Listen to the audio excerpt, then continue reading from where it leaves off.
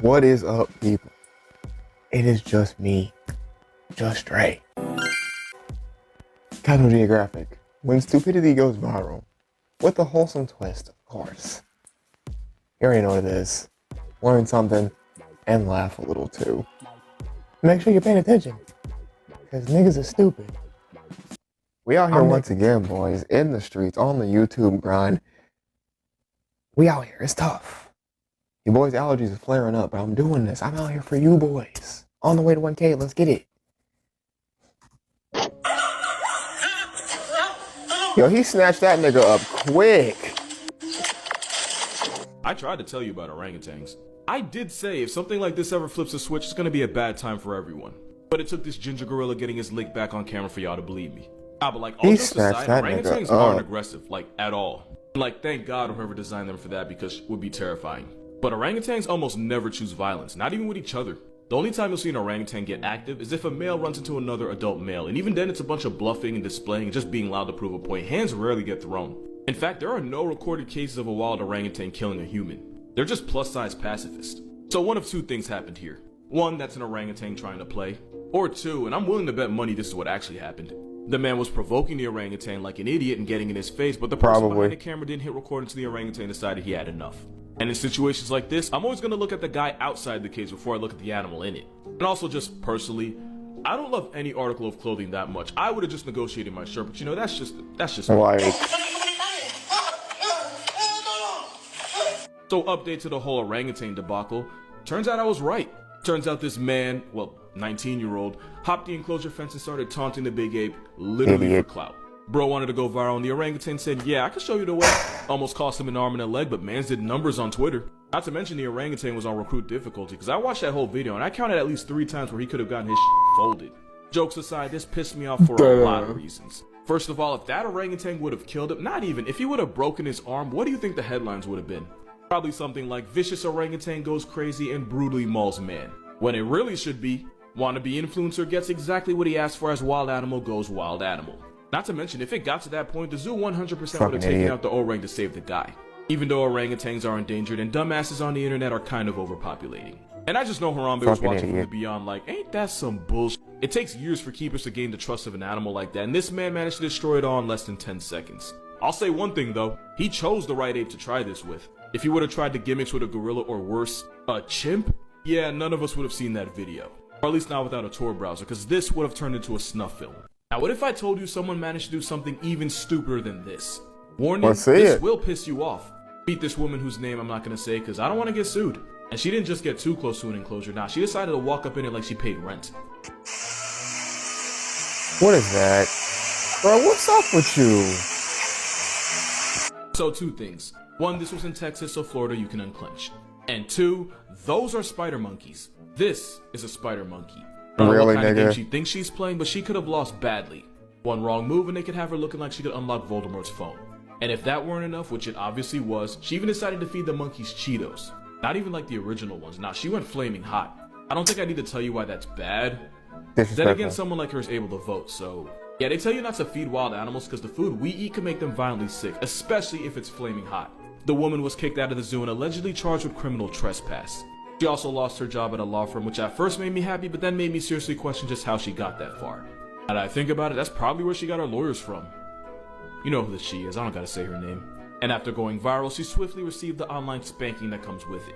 After all the backlash, she finally released a statement where she was actually apologetic and really seemed to understand the gravity of, you know I'm lying, right?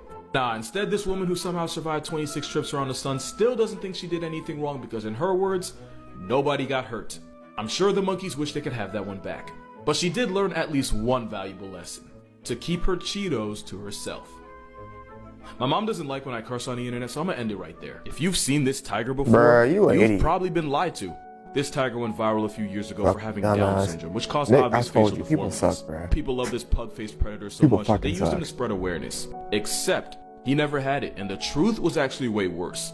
See, the thing is, white tigers are rare, like 1 in 10,000 type rare, and most don't survive longer than a year in the wild because if you can't camouflage, you're probably gonna starve. White tigers are also really popular for animal traffickers selling them on the very much illegal exotic pet market. Yeah, screw those guys, by the way. So the easiest way to breed white tigers is to have 2 white tigers hook up so their recessive genes can produce another white tiger. The problem is, well, there's a lot of problems actually, but the biggest one is that because Caucasian carnivores are so rare, the ones they breed are often related, which is how they get more inbred than a family reunion. Kenny the tiger didn't have Down syndrome. He was a twin-cest baby whose parents were siblings, and most of his actual siblings became past tense the moment they were born. The guy that bred him tried to lie and say he looked like that from smashing his face into a wall a bunch of times as a cub. Yeah. Kenny was rescued and taken to an animal sanctuary in Arkansas, along with his brother who was cross-eyed, because that's exactly the kind of thing that happens when you have an aunt, mom, and an uncle, dad. The sanctuary took care of Kenny for as long as they could until he eventually passed away at the age of 10 to melanoma. It's a sad story, but it could have been worse. R.I.P. Kenny, you deserved way better than you got. Is that a fucking panther? A lot of people sent me this, so I just wanted to point out 2 things. So I'm gonna play it back, try and see if you can notice what it is. Bring it back to me. It's a dance floor. And a leopard? Boy, So it doesn't matter. blink is actually the universal sign that a cat is relaxed and at ease. We've seen this with bigger cats like lions and tigers, but even pet cats will use this as a gesture of trust. To the point where a lot of animal shelters will decide whether a cat's safe to handle based on whether it slow blinks or not. And it works both ways. You can pretty much slow blink at your pet cat and it's like their version of a smile. And the second thing is right at the end the jaguar rolled over on her back. The underbelly is the most vulnerable part of a cat, so them exposing it like that is the ultimate sign of trust. It doesn't always mean they want you to touch them, it's more them trying to tell you that they're comfortable around you. I don't know what you did, but keep doing it because that cat loves you. So King Julian would actually be a queen. And not in like a yassified way, but in real life, ringtail lemur society is female dominated. Lady lemurs assert their dominance by bullying the low-ranking males at every opportunity. And they usually do this by chasing them around, grabbing them, and biting them. But their favorite way to flex on the males is by straight up snatching any food out of their hands. Or in this case, a stick. Word. And they don't even have to be hungry. Sometimes they'll go out of their way to do it just for the feminism of it all. Also, lemurs smell so bad that they manage to weaponize it. As in, they'll rub their scent glands all over their tails as a way to build their ammo, and then pretty much just throw their body odor around. Also, they're much more homicidal than the movie wants you to believe. There was a study done on 1,000 animals to see which one was more likely to kill their own kind. Meerkats were number 1, since about 19% of meerkat deaths were caused by another meerkat. Lemurs were not far behind, with up to 17% of lemur obituaries being co-signed by their own kind. And a lot of it comes from females kidnapping and abandoning babies and males straight up aborting them. Moral of this video: King Julian was a hyper-homicidal, child-endangering, BO-blasting drag queen. So you probably know the story of Harambe, but not enough people know the story of Jumbo. So this goes all the way back to 1986. 5-year-old Levin Merritt was excited to go to the zoo with his family. But when he got to the gorilla pen, bro got a little too excited. While leaning over to get a better look, he lost his balance and fell 20 feet straight down, breaking his arm, fracturing his skull, and knocking himself out cold. When Levin regained consciousness, he awoke to Jumbo, a 400-pound silverback gorilla looming over him.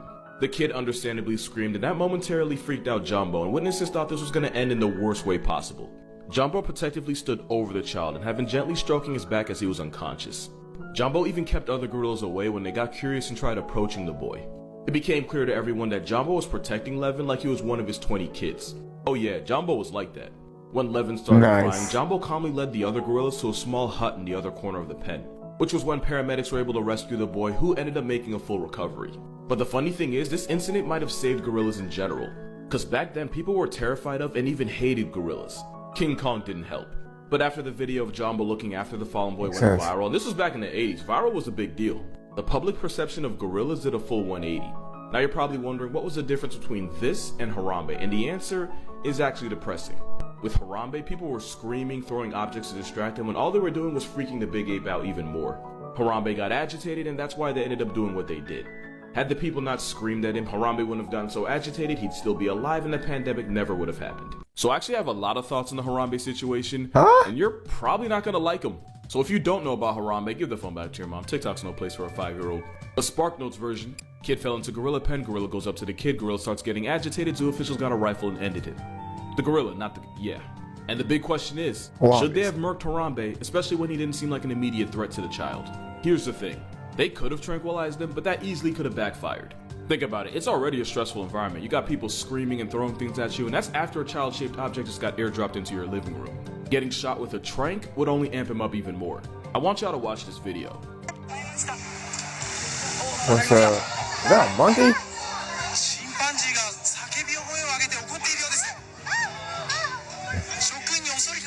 Animals don't understand what a tranquilizer is. As far as they're concerned, you just tried them. And in the 5 minutes it would have taken to work, Harambe could have raised absolute hell. And if a 400-pound Harambe seriously injured or even deleted the kid, that zoo is done for. Thus technically the kid shouldn't have been able to get into the gorilla enclosure in the first place. It's stupid, but it's like a balcony. You shouldn't have to tell a fully functional human being not to jump off a balcony, but if one does and there are no rails, the owner of that building is still getting slapped with a violation. So if a 3-year-old managed to get into the gorilla pen and then got deleted while there are armed zoo officials present, that zoo is finished. The zoo would get sued to oblivion and all the Man, I am animals would learning get so relocated and have to much. find a new place. And as an animal with a human body count, Harambe would almost certainly get turned into a hashtag anyway. It sounds like I'm taking the zoo side here, I'm not. In a situation that messed up, there is no right answer. Someone was gonna lose. It just sucks that the someone had to be the animal whose only crime was literally just being an animal. But yeah, glad I didn't pull the trigger. You're absolutely right, and I was saving this story for last on purpose. This is Binti. She's a western lowland gorilla which actually happens to be critically endangered. Also, she's the niece of this gorilla Coco. Didn't know that before. This story goes all the way back to 1996 in the Brookfield Zoo just outside Chicago. A small child was excited to see the gorillas and as a result, fell into the enclosure 25 feet straight down. How so many fetuses end up in gorilla pens is beyond me. The 3-year-old broke his hand, was knocked out, and was bleeding heavily out the side of his face. And while all the other gorillas seemed confused and unsure of what to do, Binti went right up to the fallen boy. To everyone's shock, Binti, who was already a mother at this point, cradled the injured boy in her arms and even seemed like she was looking around for someone to help. Then, with her own 17-month-old hanging on her back, Binti carried him across the enclosure over to a door where zookeepers could get to him and gently laid him down. But here's the part a lot of people don't realize. As a new mother, Binti had learned to hand off her newborn daughter over to zookeepers so they could get her examined by vets. Binti did the same exact thing here, treating this boy she'd never met before like he was one of her own. But there might be another reason why she did this. That's amazing, You see, Binti was man. actually abandoned by her own mother when she was born and had to be hand-raised by humans. And when Binti became a mom, it was those same people that taught her how to care for her baby by using dolls. This story didn't just go viral, it went mid-90s viral, and it almost single-handedly changed the way a lot of people see gorillas. And in case you were wondering, Binti is still very much alive in the same Brookfield Zoo where she turned 34 in March. As for the baby gorilla on her back while she saved the little boy, that was her daughter Kula, who's 25 now and has a baby of her own, which makes Binti a grandmother. God bless you, Binti. Yo, I learned a fucking lot in that video. Jesus Christ. Oh, if you like the video, like, comment, subscribe, man. We out here. Peace. Sure, I'm gone. Step on the scene, my niggas some lines, and I am the king. Can't mess with the team, yeah, keep chasing dreams. I gotta shine bright like an ultralight beam. Yeah, shoot for the top with no hesitation. Yeah, I'm trying to get it. Yeah, I'm paper chasing. They call me the